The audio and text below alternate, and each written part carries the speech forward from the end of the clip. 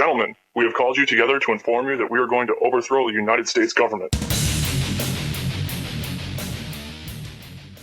Don't go to war easily. Sometimes they have to be bombed into going to war. The bombing of September 11th opened the eyes of Americans to see the great conflict and the great danger that faces us. And once opened, then the overpowering will of the majority of the people of the United States, of the steamroller, is inexorably moving to decide this. Welcome to Dresden, Germany. Original reports said that this footage took place in China. That was absolutely wrong. Regardless, though, the man is actually fleeing from the cops after holding a knife up to a lady, and this wouldn't be his first rodeo, obviously convicted on several charges. And this is just the beauty of cultural enrichment, enriching countries all over the world. And you got douchebags like this causing problems, trying to escape, thinking he's freaking Spider-Man or he's freaking discount Miles Morales in the Spider-Verse, but this guy has absolutely no clue of what he's about to do. Watched one too many parkour videos on YouTube, and now he thinks he's a hardcore parkour champion stud. But that time spent on YouTube proves to be worthless as he falls right into the center of the earth and disappears. Quite possibly now making sandwiches for kaijus and Lucifer himself. Who the hell knows? Now I know what you're thinking. Oh man, this is so dark. Why would you do this? Remember, if you keep on importing illegal third world, you're gonna get third world results. Blame your bleeding heart puppet politicians that are used in order to cause chaos, while enemies destroy your country from within.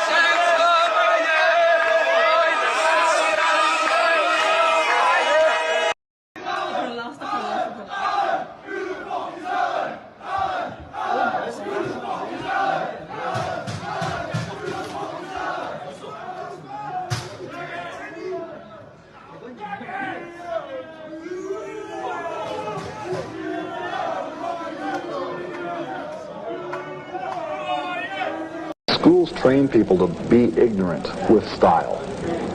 They give you the equipment that you need to be a functional ignoramus. American schools do not equip you to deal with things like logic. They don't give you the criteria by which to judge between good and bad in any medium or format. And they prepare you to be a usable victim for a military-industrial complex that needs manpower. As long as you're just smart enough to do a job and just dumb enough to swallow what they feed you, you're going to be all right. But if you go beyond that, you're going to have these grave doubts that give you stomach problems, headaches, make you want to go out and do something else. So I believe that schools mechanically and very specifically try and breed out any hint of creative thought in the kids that are coming up. So what's the alternative for the parent who would agree with you? Well, remember that the school isn't the only place that a child gets educated. If you realize that the schools are doing damage, and I believe this, I believe that schools do a lot of damage to kids, then you should do what you can at home to help give them something to counteract what's happening to them at school. You mean encourage creativity? Encourage them to read things other than what the school gives them. Let them feel that you as a parent want them to be smart, not just to be successful, not just to be a nice little person, that you want them to develop their thinking apparatus. Well,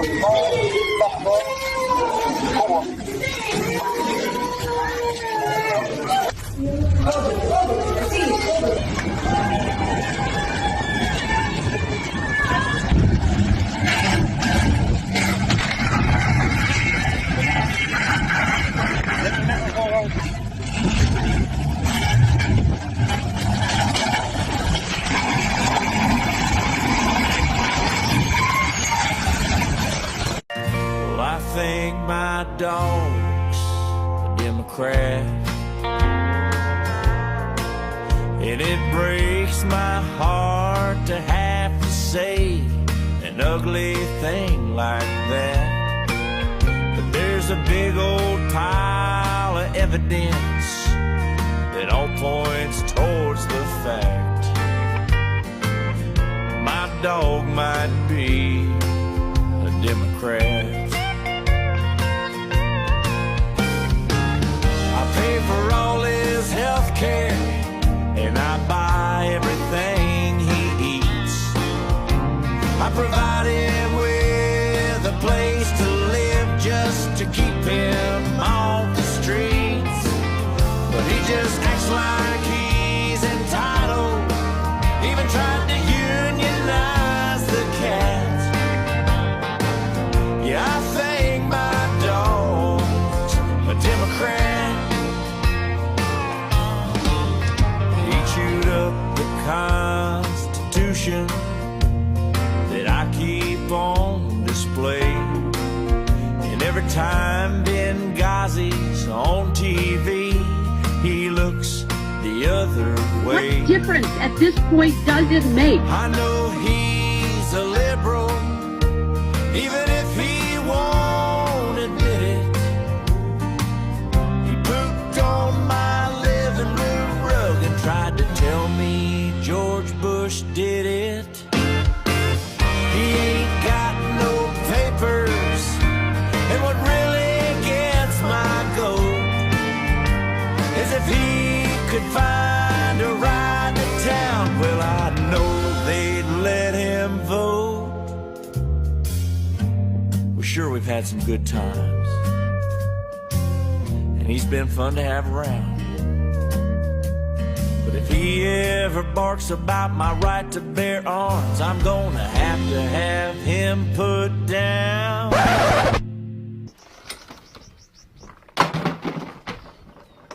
Who's a good boy?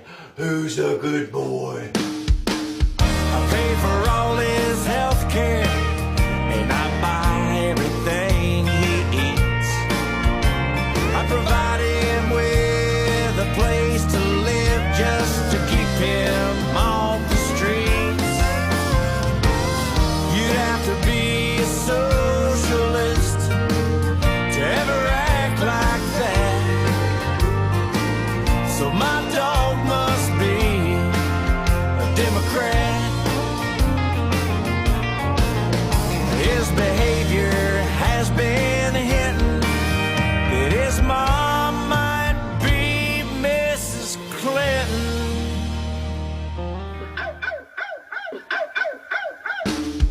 Yeah, I think my dog's a spread the wealth, government health, flea-bitten Democrat.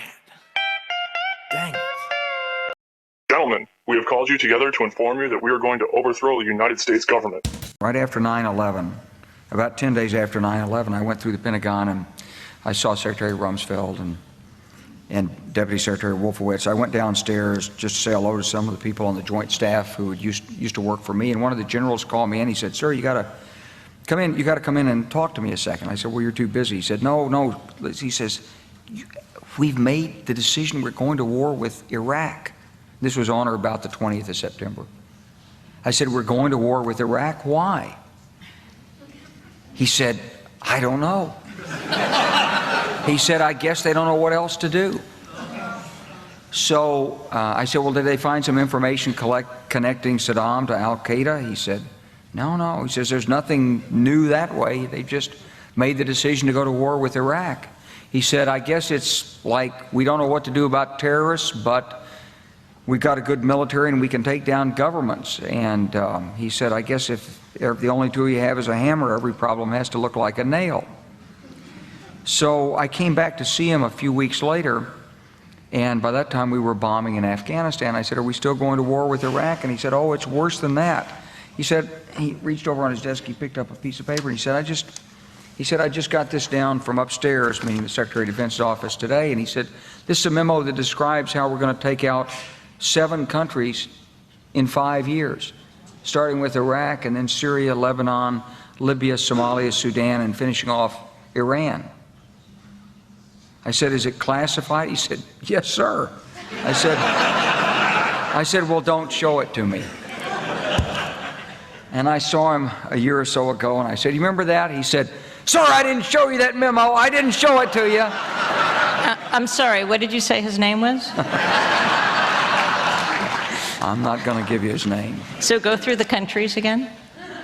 Well, starting with Iraq, then Syria and Lebanon, then Libya, then Somalia and Sudan, and then back to Iran. So when you look at Iran, you say, is it a replay? It's not exactly a replay, but here's the truth, that Iran from the beginning has seen that the presence of the United States in Iraq was a threat.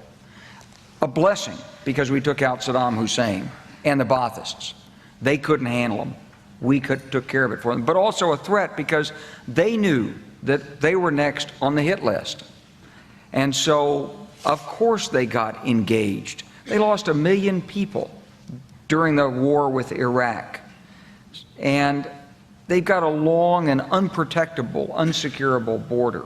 So it was in their vital interest to be deeply involved inside Iraq.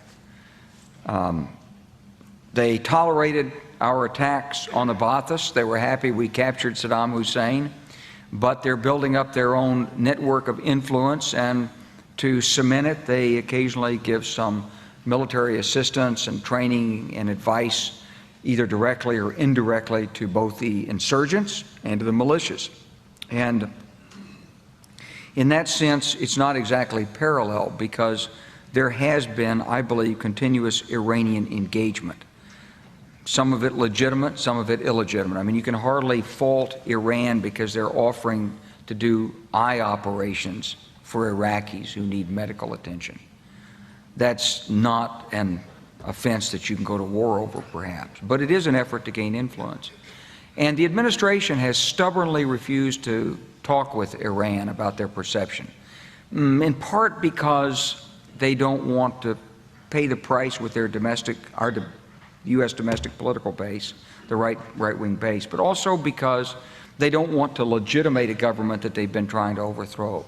If you were Iran, you'd probably believe that you were mostly already at war with the United States anyway, since we've asserted that their government needs regime change. So, and we've asked Congress to appropriate $75 million to do it, and we are supporting terrorist groups, apparently, who are infiltrating and blowing up things inside Iran. And if we're not doing it, let's put it this way, we're probably cognizant of it and encouraging it. So it's not surprising that we're moving to a point of confrontation and crisis with Iran. My point on this is not that the Iranians are good guys, they're not, but that you shouldn't use force except as a last resort. There is a military option, but it's a bad one. I wanted to get your response to Seymour Hersh's piece in The New Yorker to 2 key points this week, reporting the Pentagon's established a special planning group within the Office of the Joint Chiefs of Staff to plan a bombing attack on Iran, that this is coming as the Bush administration and Saudi Arabia are pumping money for covert operations into many areas of the Middle East, including Lebanon, Syria, and Iran, in an effort to strengthen Saudi-supported Sunni Islam groups and weaken Iranian-backed Shias. Some of the covert money has been given to jihadist groups in Lebanon with ties to al-Qaeda. Fighting the Shias by funding with Prince Bandar, and then with U.S. money not approved by Congress, funding the Sunnis connected to al-Qaeda. Well, I don't have any direct information to confirm it or deny it. It's certainly plausible. The Saudis have taken a more active role. You know, the Saudis... You were just have- in Saudi Arabia. You just came back from Saudi Yeah, well, the Arabia. Saudis have basically recognized that they have an enormous stake in the outcome in Iraq, and they don't particularly trust the judgment of the United States in this area. We haven't exactly proved our competence in Iraq. So they're trying to take matters into their own hands. The real danger is, and one of the reasons this is so complicated, is because let's say we did follow the desires of some people who say, just pull out and pull out now. Well, yeah, we could mechanically do that. It would be ugly, and it might take 3 or 4 months, but you could line up the battalions on the road one by one, and you could put the gunners in the Humvees and load and cock their weapons and shoot their way out of Iraq. You'd have a few roadside bombs, but if you line everybody up, there won't be any roadside bombs, maybe some sniping. You can fly helicopters over, do your air cover, you probably get safely out of there. But when you leave, the Saudis have got to find someone to fight the Shias. Who are they going to find? Al-Qaeda. Because the groups of Sunnis who would be extremists and willing to fight would probably be the groups connected to Al-Qaeda. So one of the weird inconsistencies in this is that were we to get out early, we'd be intensifying the threat against us of a super powerful Sunni extremist group, which was now legitimated by overt Saudi funding in an effort to hang on to a toehold inside Iraq and block Iranian expansionism.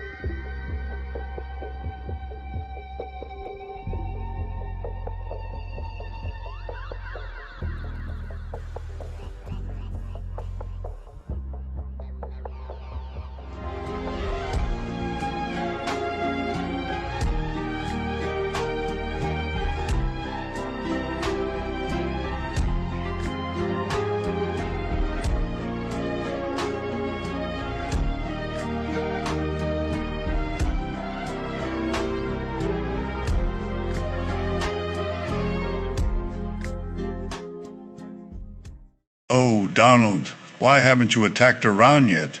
If you don't attack soon, I will release the Epstein files. Okay, BB, I'll do whatever you want.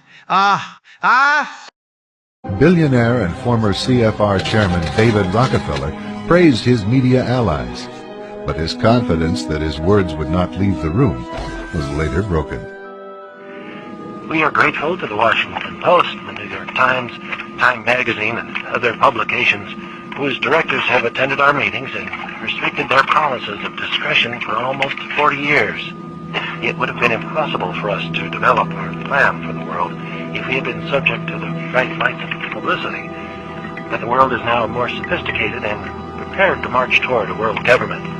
That these men aim to create a world system of financial control in private hands, able to dominate the political system of each country and the economy of the world as a whole.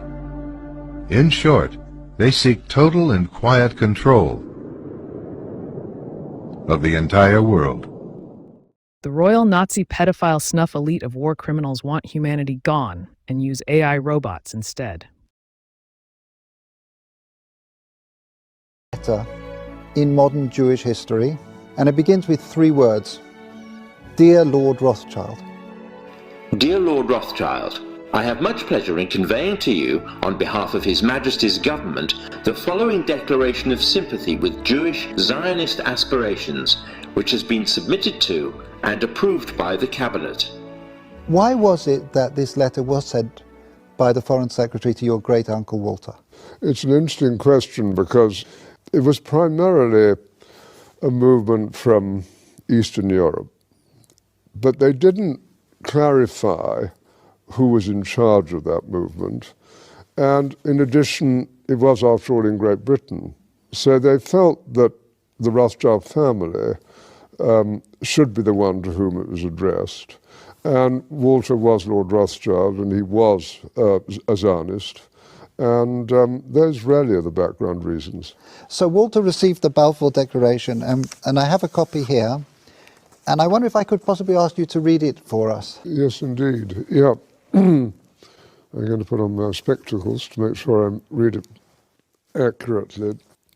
His Majesty's government view with favour the establishment of Palestine as a national home for the Jewish people, and will use their best endeavours to facilitate the achievement of this object, it being clearly understood that nothing shall be done which may prejudice the civil and religious rights of existing non-Jewish communities in Palestine, or the rights and political status enjoyed by Jews in any other country. I should be grateful if you would bring this declaration to the knowledge of the Zionist Federation. Yours, Arthur Balfour. And here it is, the Balfour Declaration. What do you feel when you see it here?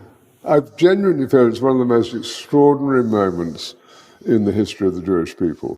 If you think it took 3,000 years to get to this, and then you say, how did this miracle happen? It's the most incredible piece of opportunism. I mean, if you think you had an impoverished would-be scientist, Chaim Weizmann, who somehow gets to England, meets a few people, including members of my family, seduces them. He has such great charm and conviction. He gets to Balfour, and he unbelievably persuades Balfour and Lloyd George, the Prime Minister, and most of the ministers, that this idea of the national home for Jews should be allowed to take place. I mean, it's so unlikely. And then he's, starts to fight a difficult battle with the British cabinet, and this letter goes through 5 drafts, as you know. And in the end, it comes out as a rather compromising letter. I mean, the essential point is there for the Jewish community to fasten on to.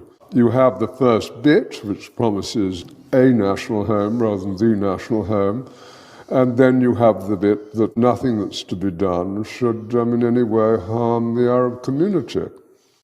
But you come back to the big point, which is that this is perhaps the greatest event in Jewish life for thousands of years. And it's a miracle.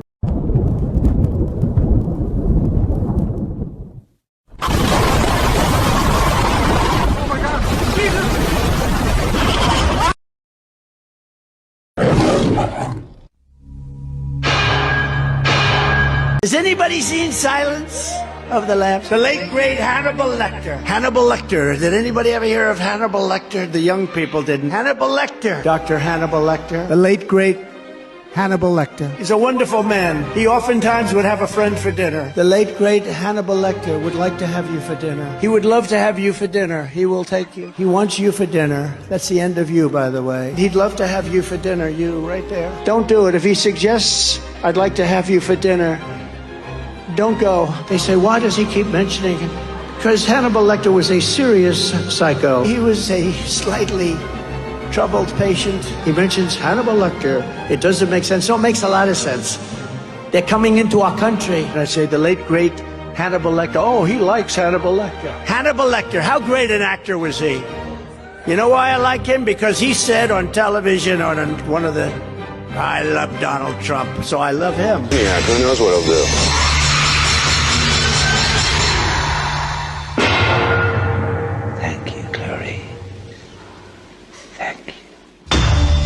Столетиями набивать брюхо человеческой плотью, а карманы деньгами. Но они должны понять, что бал вампиров закончен.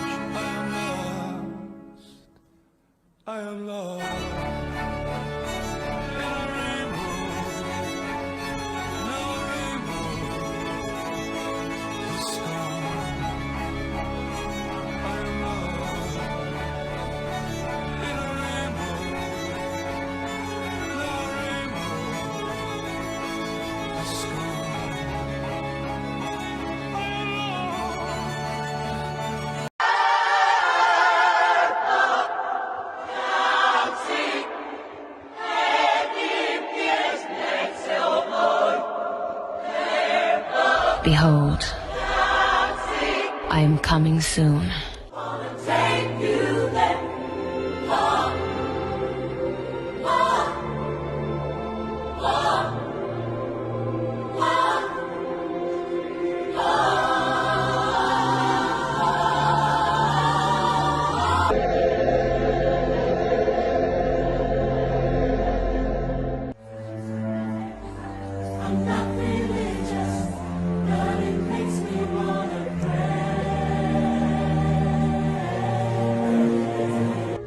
They are so naive. They think we are not aware of their crimes. We know, but we are just not ready to act. The storm isn't in the air. It's inside of us.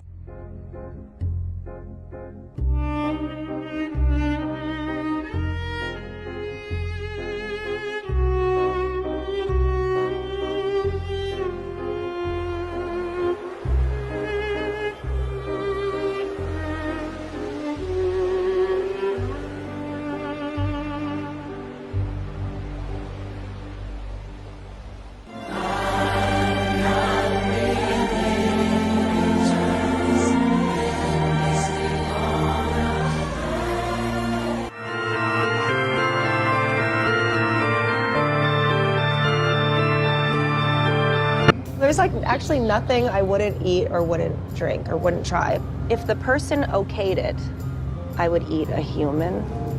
If you were at a very fancy restaurant and they were like a tiny piece of human meat. No. I think the only way You wouldn't try a tiny bite? No. Really? Absolutely not. Is that terrible? They use blood in their rituals, and the blood that has the most power is baby's blood. And they don't just use the blood, they use the flesh too. Anything more about witches or witchcraft, we'll be forced to take you to a mental hospital.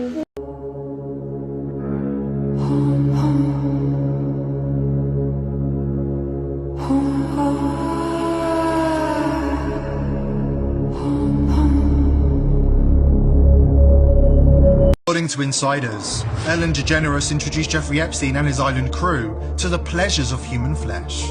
And in Los Angeles, Ellen is responsible for force-feeding hundreds, if not thousands, of unsuspecting friends, as well as members of the public, with human means. It wasn't about appetite. It was about power, and crossing a boundary so absolute that everyone at the table became complicit. When I knew Ellen, she was already a household name. She had a full staff, including a personal chef trained in Paris. The kind who turned lentils into sculpture. But when it came to certain meals, she didn't let me touch a thing. There was a separate kitchen on her property, stainless steel, private entrance, no security cameras inside. The chef handled the sauces, the garnishes, the staging. She insisted on doing the hard part herself, said it grounded her, said it made the energy right. She wore a chef's hat like it was a crown. She believed consumption was transformation, that youth could be taken in, that vitality could be absorbed. She talks about ancient rites, about elites throughout history who understood what the masters did. The dumplings were her signature, folded carefully, almost lovingly, served at private dinners first. Studio heads, rising stars, political donors, she would watch as they ate. And she wasn't an anomaly. That was the part that still keeps me up. There were whispers, other estates, other gatherings. Hey, anybody order pizza? Give me my baby joy. See? They're everywhere. I eat children. The crux of the theory is this belief that you are secretly saving the world from this satanic cult of pedophiles and cannibals. Does that sound like something you are behind? Or Well, I haven't heard that, but is that supposed to be a bad thing or a good thing? I mean, you know, if I can help save the world from problems, I'm willing to do it. ¡Comieron humanos! ¡Asquerosidad! ¡Comieron humanos! Yo no estaba enterada de nada. Que había, o sea, de los asesinatos sí, pero que habían comido humanos. ¡Humanos! Fue la carne humana. When you killed a baby, first time I You killed the babies? Yes. You yourself? With Papa. Papa held my hand. He helped me. But he told me to cut the baby's head off. But he forced me to. I couldn't. He held your hand? He held my hand. Yes. Like what? Show me. So this is my hand on the knife. He put his big hand on, and he pushed my hand and then cut off the head, like that. I apologized to QAnon a couple of weeks ago. I said, you know, when it comes to this Epstein stuff, you had it brighter than me. Now, they also believe a lot of real batshit nonsense. But when For it now, comes... you think it's batshit, They right? don't eat babies. Democrats don't eat babies. I eat children. Oh. How old are you? 12. Oh, okay. Only to 10. Cannibalism. It's difficult to believe, but in every case we examined, children described it. The hearts were cut out, and the children were made to chew pieces of these children's hearts, pieces of their flesh. You think they eat babies? There is a lot of consumption talk in the stuff. Now, are there babies? I don't know. No, you can laugh all you want. But, I mean, there is some sick stuff in here that is implying... But that's not eating babies. Een kind omgebracht. Was Schicksalsdistanz, schick's jetzt. Aber lebendes. Und die haben das doch aufgegessen. Und es waren dann nur noch Haare und alle anderen Knochenteile übrig. Und Augen auch und Zähne. Schick das jetzt auf das... Come on. I'm not saying they're eating babies. I'm saying there Okay. is talk of consumption, and it ain't pizza. And I'm not saying that I am QAnon by any means, but this is deep, dark, satanic, awful, well- sacrificial, and this stuff is gross. See, this is what I'm saying. Here I am, sacrificing myself, saying, you know what, I was wrong, QAnon, and then you don't meet me halfway. You insist they might be eating babies.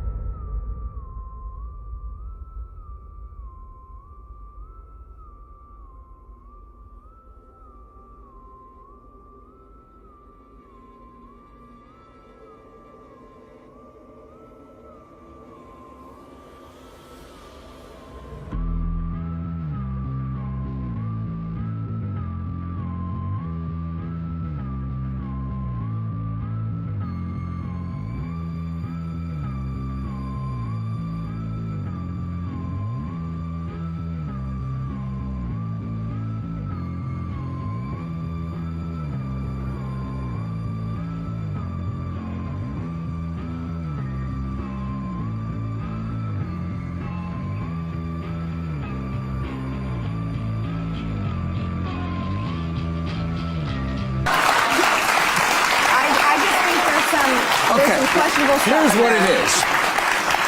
QAnon said there's this vast elites around the world conspiracy to, traffic kids and pedophiles, and they were more right than I thought they were. Okay. To, traffic kids and pedophiles, and they were more right than I let on. So now Nicki Minaj is tweeting about child sacrifice. The same topics we were told were crazy, conspiracies, delusions. It's all starting to leak out from celebrities, from the edges of power, from the mouths of people who used to mock it. Yes, things are coming out. Yes, people are going to struggle to cope because it's not just abuse. It's ritualized. It's organized. It's been hidden in plain sight for decades. Carving skin off. Yeah, and also Alex is really good. Carving the skin from where? From the baby and when the baby's dead. That's the baby right there. Right here? It came out of her already. What'd they do to the baby? Then David took it and kept throwing it against the wall, and he killed it, and he took it in the house. No, you saw that? Yeah. These are pictures that can chill a parent's soul. They're a symptom that something dreadful, unspeakable has happened to the child. In this case, it's an 8-year-old boy from Grenada, Mississippi. They took it in an old caboose. And they had these things they called Spains. Spain? Yes, Spains. They stuck it up my butt. Who stuck it? David. Your dad? Ow, did it hurt? 2 doctors have provided medical evidence that from a very early age, this boy has been repeatedly abused. His mother goes further. She claims the sexual abuse happened as part of a satanic ritual. Do you allege your husband was part of a satanic cult? I allege that he was the high priest of a satanic cult. David, the boy's father, has never been formally charged. He's now in hiding. Now, incest is certainly not new, but apparently more and more of it is taking on the dark overtones of Satan. She talked about there being a Satan, and she talked about there being boys that had hurt her. Listen to what this 5-year-old girl from Orange County, California, told her mother her father did to her. Daddy was heading the meeting, and he wore a real-life baby foot around his neck. She says they each drank the blood, and then they all hurt me. Said, how did they hurt you? She spread her legs and pointed to their crotch and says, right here. And it gets worse. According to his family, this severely traumatized 10-year-old boy, also from Southern California, was allegedly molested by a trusted neighborhood minister as part of an ongoing satanic cult.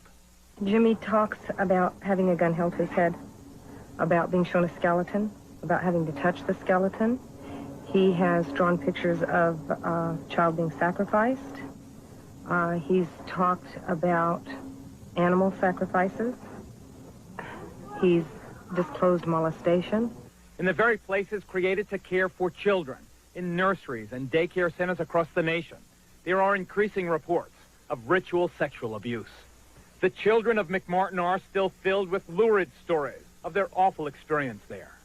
What did they say the devil would do to you? They said that if we told that the devil would come and kill our parents, and he said that we wouldn't live to be the age 9. What were they doing to you? Molesting me. What does that mean? What does molesting you mean? Touching us in places we don't want, and then they would threaten us oh, you don't say a word else we're gonna come to your house and kill everybody except for you, and we're gonna send you to the devil and everything. And they would scare us really much. No region in this country is beyond the reach of the devil worshippers. Even here in the heartland of America, stories of ritual abuse crop up. The children you're about to meet were born into it. They say their parents forced them to witness bloody rituals, and even they say to participate in ritual murder. Now in the safe haven of a concerned foster family, the children are haunted by their personal nightmares. My dad was involved in a lot of it. He's one of the main guys. He's a leader or something. He made us have sex with them and with other guys, and he's done it with other people. I don't know. I just don't like him. Tell us what else besides having sex with him and the other guys that made you do. Kill kids and be there and involved in everything else that happened. And I had to be there.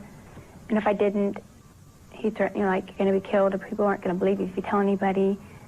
Or I'll find you. So he said there's no way out and you must do it.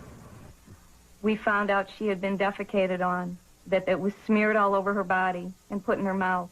My children have talked about all of those things and worse. They've talked about having to kill other children. Well, she told me about the time from as we think was about a year and a half, 2 years old, when this was the satanic cult that she was involved with. And she was made to take a gun and put it up to someone's head. It was another child, and pull the trigger. One of the greatest difficulties in reporting a story like this one is that so much of it sounds so outrageous, too dreadful, too bizarre to be true. Well, here in Nebraska and elsewhere across this nation, concerned citizens have gotten together to defeat that disbelief. This organization is called Believe the Children. Its guiding principle, that the stories these young victims are telling are too widespread, too consistent not to be true. Ask you about QAnon. It is this theory that Democrats are a satanic pedophile ring and that you are the savior of that. Now, can you just once and for all state that that is completely not true and that disavow QAnon in its entirety? I know nothing about QAnon. I just told you. I know very little. You told me, but what you tell me doesn't necessarily make it fact. I hate to say that. I know nothing about it. I do know they are very much against pedophilia. They fight it very hard, but I know nothing about it. They believe it is If a you'd like me satanic to cult run by the deep study the state. subject, I'll tell you what I do know about. I know about Antifa, and I know about the radical left, and I know how violent they are and how vicious they are, and I know how they're burning down cities run by Democrats, not run by Republican Republicans. Senator Ben Sass said, quote, QAnon is nuts, and real leaders call conspiracy theories conspiracy theories. He may be Why not right. just say it's Can I be crazy and honest? not true? He may be right. I just don't know about QAnon. You do know. I don't know. No, I don't know. I don't know. Let me tell ask you all another about thing. it. Let's waste a whole show. You start off with white supremacy, I denounce it. You start off with something else. Let's go. Keep asking me these questions. I do have one more in this vein. Let me just tell you, what I do hear about it is they are very strongly against pedophilia. And I agree with that. I mean, I do agree with that, and I agree But with it there's not very a strongly. satanic pedophile I have cult no being run idea. by- I know You nothing don't know about that? Okay. No, I don't know You that. just and neither, this neither week. do you know that. Okay, just this week Why, you why aren't retweeted. you asking me about Antifa? Why aren't you asking me 'Cause you about the just- radical you- left? 'cause you're Why aren't volunteering you it. asking Joe Biden questions about why doesn't he condemn Antifa? Why does he say it doesn't exist? Because you're here before Antifa, me. no, excuse so cute. Antifa exists. They're vicious, they're violent, they kill people, and they're burning down our cities. And they happen to be radical left. Oh my God, finally, finally. The Child Eater Fountain in Bern, Switzerland, finally somebody poured blood over it, like red color, so people wake the fuck up what's really going on.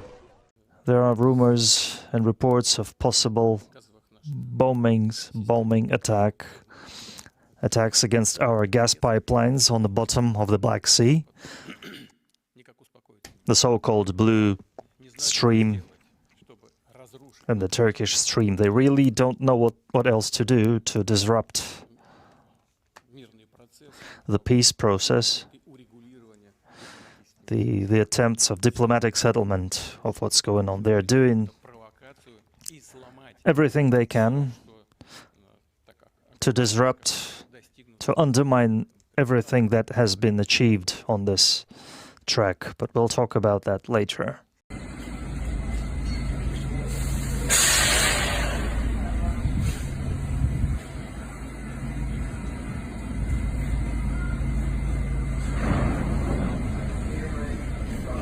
What do you think of Bonnie Blue sleeping with 1,057 men? I want you to be honest. You want to be honest? Yeah, go on. I don't understand why men sit here and try and lecture you about it. It's your body, your choice, right? This is the world we now live in. You are the perfect end result of feminism. In the world I believe in the conservative, traditionally masculinely ruled world, a man would be in charge of his daughters until they're handed over to their husbands or boyfriends, and there would be a degree of masculine guidance. But feminism didn't want that. Women complained that men don't want to get married. We did actually want to get married when we got obedient virgins, but they disappeared, and they complained about the patriarchy, and they were tired of us giving them a house to live in and kids to raise, and they wanted to make their own choices. So she's making her own choice. That's a fantastic thing. European nuclear countries taken over by Muslims is going to be a problem. Hi, Congresswoman Omar. You were just talking about how Trump's economy has failed the American people, but I think the American people really want to know how you went from a negative 65,000 before coming into Congress to over $30 million in just 7 years. My disclosure is public now. Yeah, it is. And so a lot of people now are looking into that and finding Est Crew Winery, a winery that doesn't actually seem to exist. Is that a real winery, or? Do you all actually look at and read things, or do you just ask silly questions? Well, it's listed in the financial disclosure, so can you explain it? Because we have a lot of questions about it, and things just aren't adding up. There's no real phone number. There's no real location. Why did you want to buy some wine?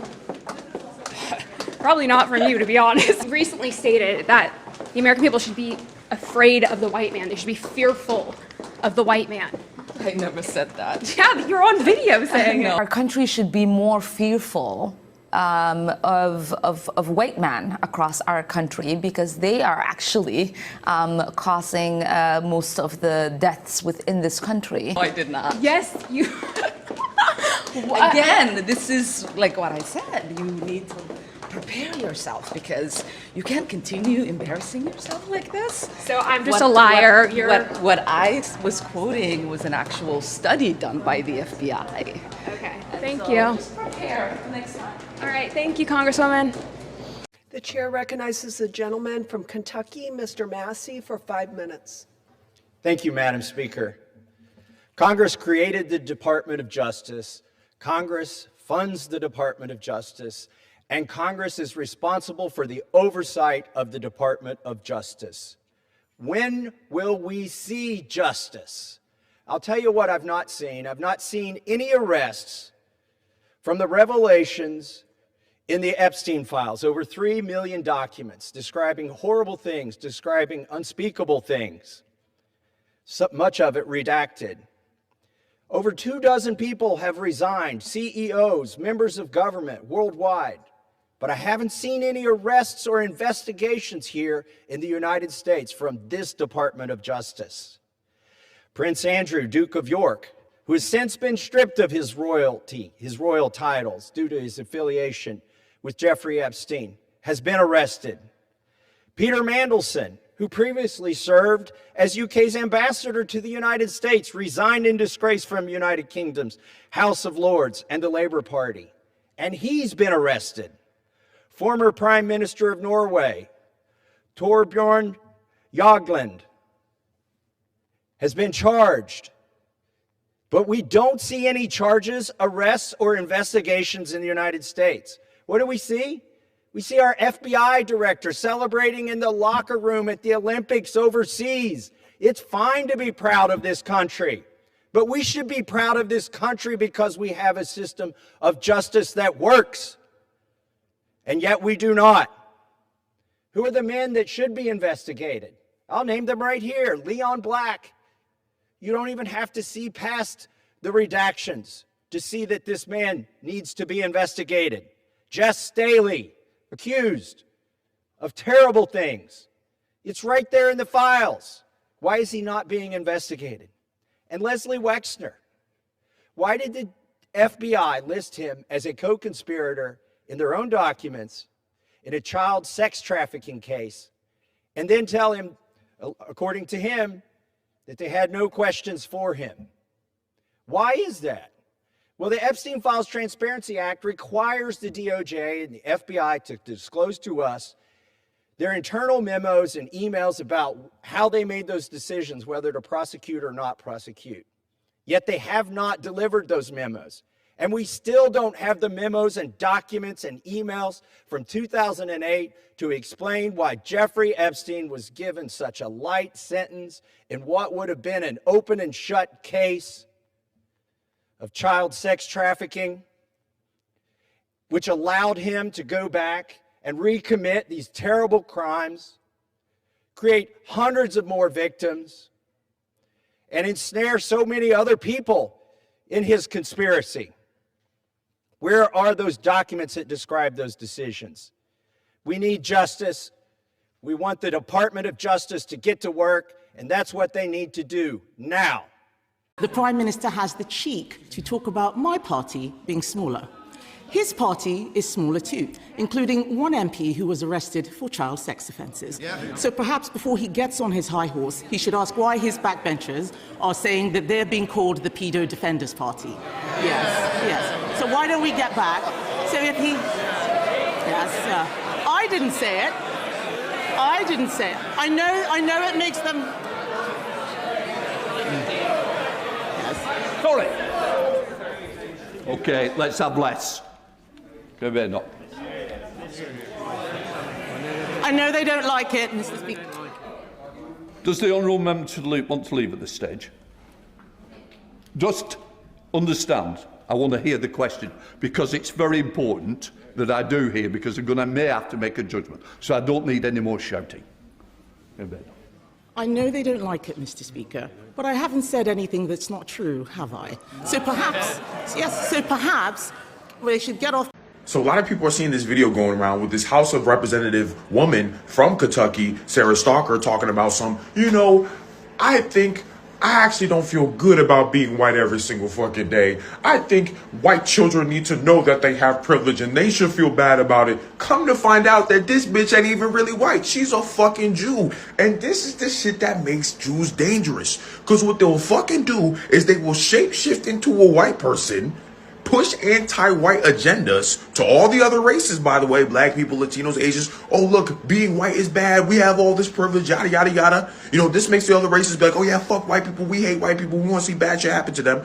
Come to find out that this bitch ain't even really white. Because when the going actually gets tough for white people, she'll be like, oh wait, I'm actually a Jew, guys. I'm with y'all. I'm a minority. Remember Nazi Germany? And this is how they escape any issues, right? Because you have guys like Ben Shapiro too. You ask Ben Shapiro, hey man, where you from, man? What race are you? You're like, oh, well, you think about it, I'm white. You know, some people say I'm Jewish, but I'm white. And you see what they'll do? They'll do that shit because they know, oh yeah, I gotta make sure I'm white to push any agendas against white people, but then I'm also Jewish to also protect myself in the fucking homeland. And this is the shit that we're aware of now. They can't get away with this shit anymore. We see it through the fucking games. So one of these days, you know, where all I want to do is just go into some deep dives, go down some rabbit holes with you guys, and lo and behold, the internet is just winning today.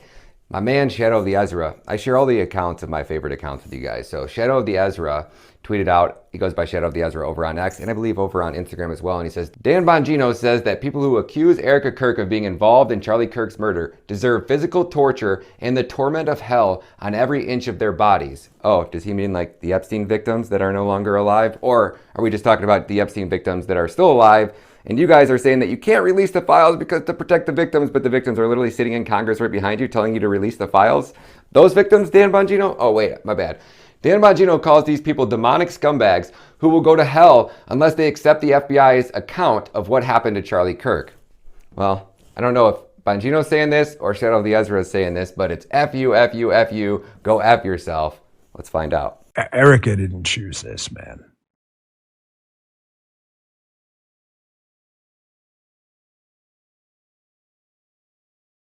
Now tug on those heartstrings, Danny boy. Tell me how she didn't deserve it. Let's really play the victim card and drive this one home, shall we? She didn't choose this. Imagine sitting there in your house and you find out from Twitter or, I don't know, a text or a phone call or that your husband was just shot in the neck for the entire world to see on social media at a public event. Now imagine being an American tax slave working at your 9 to 5 after a 60-hour work week at a job that you hate for a boss that despises you, making minimum wage, working overtime and double time because you can barely afford to keep a roof over your kid's head because your government's taking 50 to 70%. And then imagine finding out that the FBI and the FBI assistant deputy director who promised you that you should not stop looking at the Epstein files and there's a lot more to this story, end up getting into power and they cover it up. I can't imagine that. I know you can't either. Now I'm going to do you a solid from here on out. I'm going to cut out all the long dramatic pauses that Dan Bongino is using to try to tug on your heartstrings. Like it really hurts his soul. Then you got to go through this. Then you got a bunch of absolute fucking lunatics sending her emails. You did it. Comments, tweets. Fuck you. Fuck you. Fuck you. Go fuck yourself. You demonic fucking scum. Well, it turns out these words over here, they weren't Shadow of the Ezra's, they were Mr. Bongino's himself. He's like that guy in football that never made it pro, and then you fucking see 30 years later at the bar, he's fat, he's overweight, he's drunk, he's shit-faced. Yeah, bro, remember that time I threw that fucking 100-yard touchdown? The biggest washed up piece of shit hack, and he can't even make a fucking rebound tour because nobody fucking listens to his ass anymore. We out, motherfucker? I am wondering if you are all pedophiles, because you don't seem to care that children are being sexually abused. So the only thing I could ascertain is that you guys probably enjoy child porn. I don't know, right? You're not looking. I mean, if somebody claimed that I was, I would say, I absolutely am not. I wouldn't let it stand as fact, but you guys love to let it stand as fact that that's what's going on, because you're not willing to stop it. So, I mean, if you're willing to perpetuate it, what else could you be? You're going to shake your head, then do something about it. No, Monica, you're not a pedophile. Then why aren't you doing anything about the child abuse that's happening in the county? Because you don't care. If you cared, you would want to stop it. If you cared if it happened to your child, you'd want to stop it. If it happened to you, you'd want to stop it. Jim, what if it happens to your grandchild? What if? Would it matter then? Probably, right? It's so horrible to think about. Right. Next speaker, please.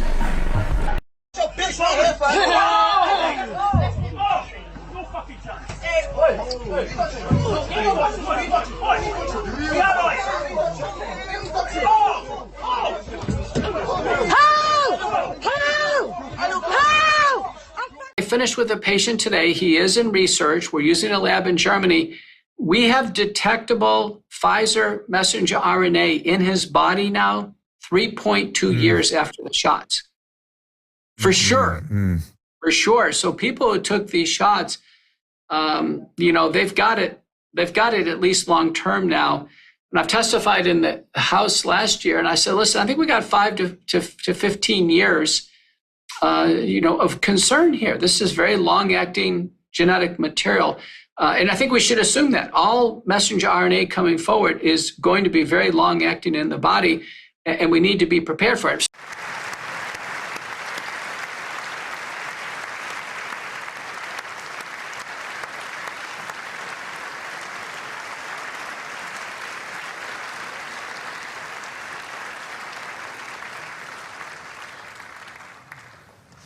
How do you not stand? This is the moment.